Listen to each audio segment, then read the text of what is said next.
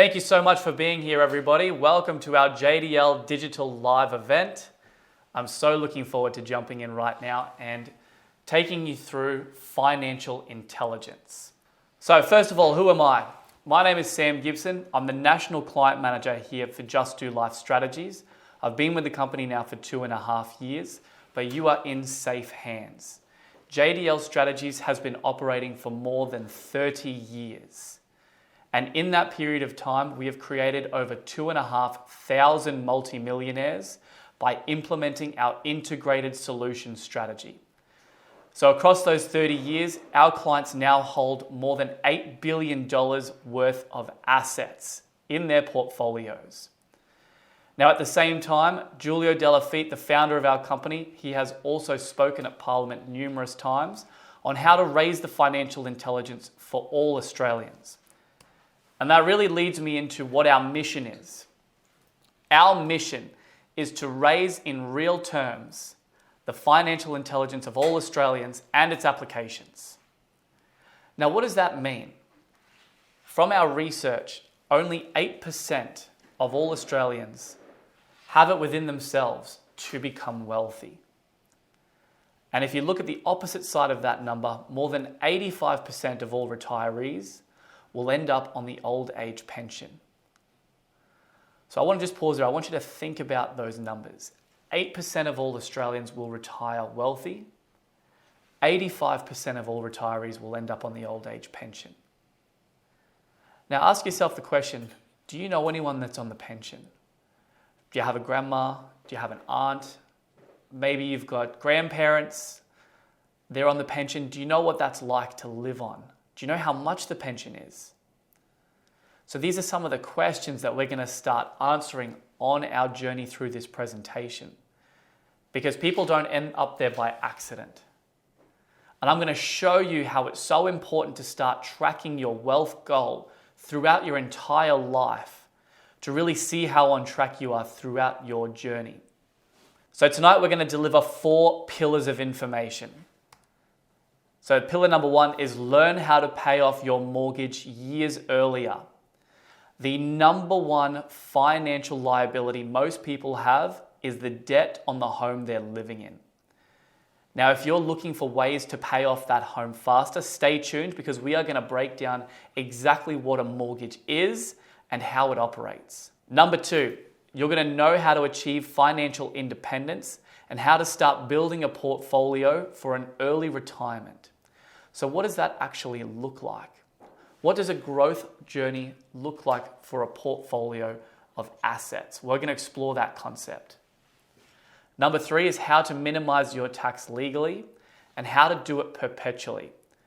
So in other words, is there a system that you can start building with your finances that perpetually picks up speed and saves you and minimizes your tax?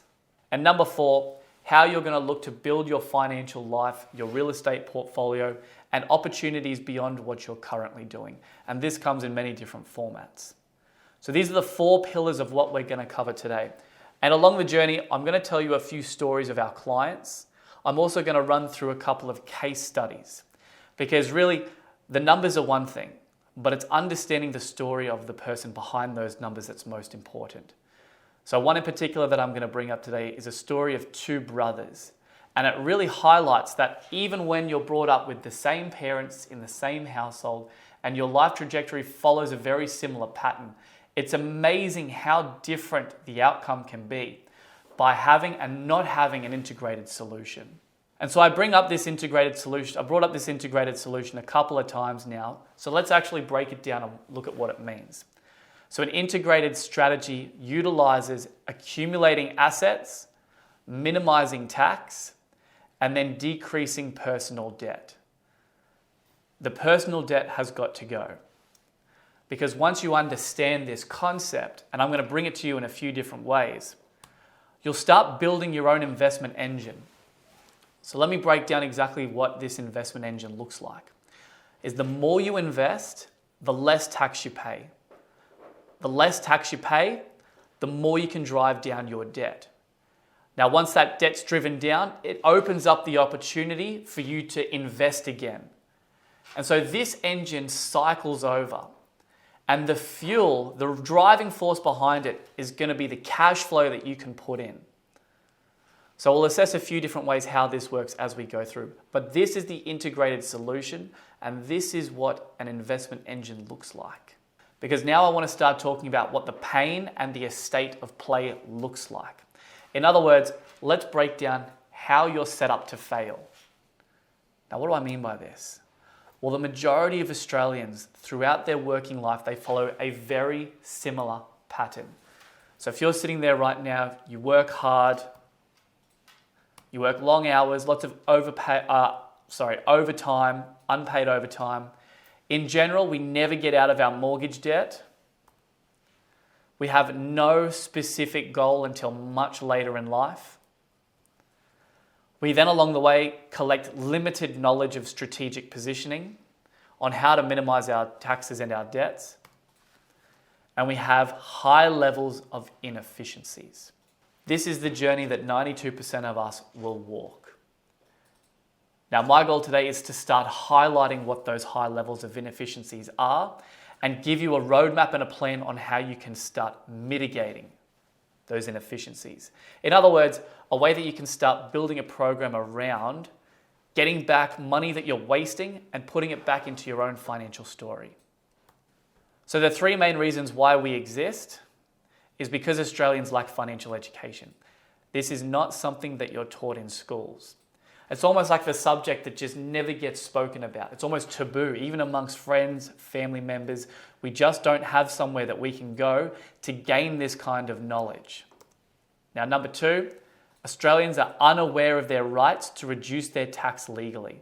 It is your right as a citizen to minimize your tax. The key is knowing how to do it properly. Number three, Australians find it hard to know the best strategies for debt reduction. We're always told, let's get a debt, let's pay off our mortgage a 30-year term, but we're never actually taught what that means and what that looks like for your own wealth creation journey from now to retirement.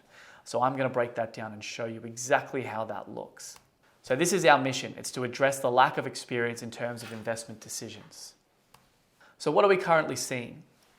The number one thing that we find, it doesn't matter who we talk to, you could be a dentist, you could be a doctor, you could be a teacher, you could be a mechanic. But the number one thing that we see is a false sense of security because of income. And to show this and to put it simply is, we match our income to our expenses. So how fast do you think it takes to spend a pay rise? I want to ask this question. If everyone's out there, you've all got pay rises before, I'm sure. How fast do you think it took your brain to mentally spend that money? It happened in 7 seconds flat. Because what we do is we're conditioned to say, hey, I've earned a little bit more money. What am I lacking that I can now afford? Now, for most of us, this looks like a holiday somewhere. This looks like a brand new car that we've been wanting to get.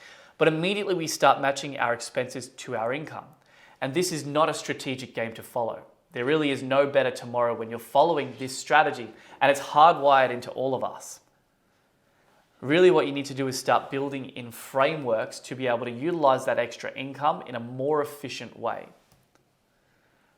Because when we start looking at how much money you're earning, not every dollar that you make is a dollar that you take home.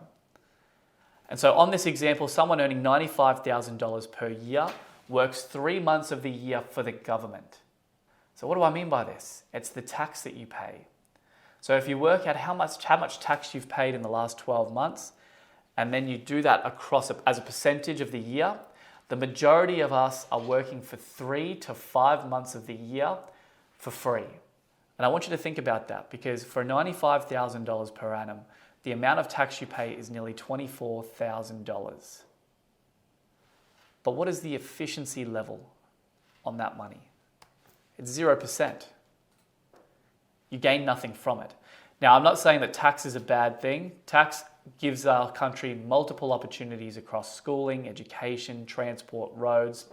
But a 0% efficiency means that you get nothing from it on a personal basis. It all goes towards society. So what we want to start doing is looking at ways that you can actually gain back some of that money and put it into your world. So redirect it in a sense. So think about your own tax position. So I'm sure there's someone sitting out there who's paying $20,000 in tax. There might be someone online right now watching who's paying $50,000 in tax. Ask yourself the question, what are you doing right now to save yourself the most amount of tax? Because in 3 days' time, it's the end of the financial year. A new financial year is about to begin.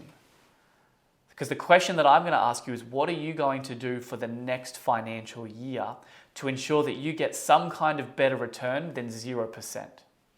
Because this is the dangerous game that we play. We are addicted to debt, we are addicted to paying tax, and it is very common for us to meet a 46-year-old with more than $590,000 worth of debt and no strategy to eliminate it or to minimize their tax. And that brings me right to the average Australian. So for everyone listening here, I want you to meet Neil. So Neil is your average Australian. He's 46 years old. He has a house worth $900,000. He has a mortgage of $590,000. His superannuation balance is less than $165,000. And we're going to now explore the true nature of his dream, because we all have a default permission to one day own our home. And you can see it here. So maybe you know these people. Maybe this is your parents. Maybe this is, again, your grandparents. They spent their entire working life paying for their home. That is our default permission. One day I want to own my home outright. So for everyone that's listening here, put your hand up if you follow this exact thinking pattern. Do you one day want to own your home? Is that the number one goal that you have? Because for most people, this is our current and only parameter that we follow. But what does this actually mean? Let's actually start breaking down personal debt and what it's really doing to you. Because independent of your debt level, I want you to understand the difference between the principal. I want you to understand the difference between the interest and also in the term of the loan. So I want to run a story here. So let's say we'll bring everyone onto an even field. Let's say that you've got your home and you're looking to put a brand new pool into the backyard. So you hire someone, you bring someone over to do the drawings, you bring over a plumber to look at the works. You found a pool that you love, so you employ a pool company. And in total, they give you a quote for $100,000 to give you that brand new pool in the backyard, which is great. Now, I want you to notice how you actually interact with these next few numbers.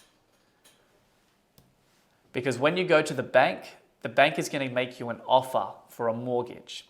And in this case, let's do an example of a 25-year loan at a 6% interest rate. Now, the bank manager is then going to sit you down, run you through the documents, show you all the details, and at the end of that meeting, on that 25-year loan, he's going to say it's going to cost you $644.30 per month. And this is where your brain freezes and you start switching off your thinking, because you've already made your decision just on that one number, that cost per month. So if you have a partner, you might turn to your partner and say, hey, can we afford this? Can we afford $644?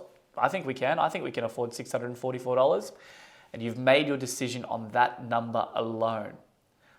But buried in all of the numbers, all of the data, all of the details in your mortgage document is the true cost of the mortgage. And that true cost is $193,000 in total repayments. So this is almost double what you initially set out to borrow. Now, why is this? Let's actually break down the lifetime of that loan. So you've got your $100,000 and we're going to stretch out the 25 years worth of repayments, and we're going to now break down the detail of the detail on how the bank is charging you for that debt. So 1 year goes by, you've made $7,700 in repayments, and the principal's come down by $1,700, nearly $1,800. So you might look at your schedule and say, well, that doesn't look right. I've paid nearly 10 grand. I should see more than 2,000 come off. So you call your bank manager and he says, listen, that is correct. It's because you're paying you're paying the interest component first. So what does that actually mean? The interest component is essentially the bank's profit on the loan. And so the way that they charge this is they charge this predominantly upfront and give you just enough off the principal to keep you making those repayments. Because if we start fast forwarding the term of that loan, so 5 years goes past, you've spent nearly $38,500 for the principal to come down by 10. 10 years goes past, you spent $77,000, the principal's only come down by $23,000. And it's not until year 13, halfway through the loan, where you've paid back $100,000, the initial amount that you set out to borrow, but your principal's only reduced by 34 grand. And this is now where you start to see the switch. The percentages change, because now year 15, 115,000, 41,000 off the principal. Year 20, you can see the principal really starts to accelerate, so that by year 25, you've paid $194,000, $192,000 to clear that $100,000 of debt. Ladies and gentlemen, this is how your personal debt is structured. So think about your own mortgage. Think about how much you're currently paying per month. Think about where you might be in your own loan term. Because everyone is set up in this way to pay off this debt. But the majority of us will do something at the 10-year mark. So what do most people do after they've been living in a house for 10 years? They'll sell it and they'll buy a bigger house and essentially put themselves into a much bigger debt. This is the default permission. I'm going to get the best house I possibly can with the most amount of debt, and one day I hope that I own it outright. But let me ask you this. Where do you think you go in terms of the bank's opinion with your loan? Do you think that they're going to continue to honor that 10 years that you've already paid? The answer is no. They take you all the way back to year one and you repeat this debt cycling process all over again. I'm going to pause there because this is essential to understand. But it's not the full picture. It actually gets even worse. When do you pay off your mortgage? When do you pay your mortgage? People, you might be thinking there, on Thursdays, I pay mine weekly. Sam, my mortgage repayment, it comes out monthly. The real answer is you pay for your mortgage in after-tax dollars. You pay for it after tax. So what this means is for that $100,000 loan that you took out, you have to earn $298,000 to pay the $104,000 in tax just to have that $193 grand to repay the $100,000 mortgage. This is how the majority of us are set up to fail. This is why 85% of all retirees end up on the old age pension. It's because we do not know our numbers. And I made a promise to you, I'm going to show you a way that you can start tracking your own numbers. Start learning about these inefficiencies because they are running in the background of all of us. And if you're paying a mortgage, for example, of $300,000, that means you need to earn $900,000. So a rule of thumb is triple the original loan amount. So think about your own debt and triple it. This is how much you will need to earn to pay the tax, to pay the mortgage. This is personal debt. And that's why it's so important that we start looking at tax minimization strategies to take that 0% efficiency up. And why it's so important to decrease your personal debt, because it's only you paying for it. You're paying for it by yourself in after-tax dollars. But we haven't focused on the other equation, and that's assets. So accumulating assets on the journey to retirement is vital at the same time, because either you're accumulating assets or you're not. That's the choice that we all make. Now here at JDL, the asset of choice for us that we specialize in is real estate. And we specialize in real estate for 4 main reasons. So number 1 is the cash flow. Property generates you a weekly return. That's your rent that you get. Number 2 is for those tax minimization strategies. So if you were to build a brand new house, the government allows you to claim various tax concessions depending on the age of that home. Number 3 is the leverageability. The banks will allow you to borrow up to 90% of the asset's value. And number 4 is growth. So this is historical records and also future indicators.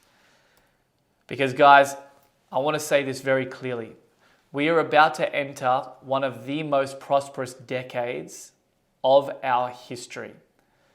So I'm going to start running through some of the numbers right now for Australia, for this little of island of ours, for our little country, and why we believe real estate is a key solution. And I think you're going to start seeing some blue skies after this as well. Now, the first main area that we're going to look at is the population growth of our nation. So if you can see this article here, our population is set to reach 30 million people by the year 2033. That's 10 years away. And what this represents is a 15% income in just the decade to come. But where is this increase going to come from? Is it going to come from new births? Is it going to come from overseas? It is going to come from migration. So as a nation, we have opened our borders for record high skilled immigration. And I want to just quickly talk about this graph that you can see on your screen right now.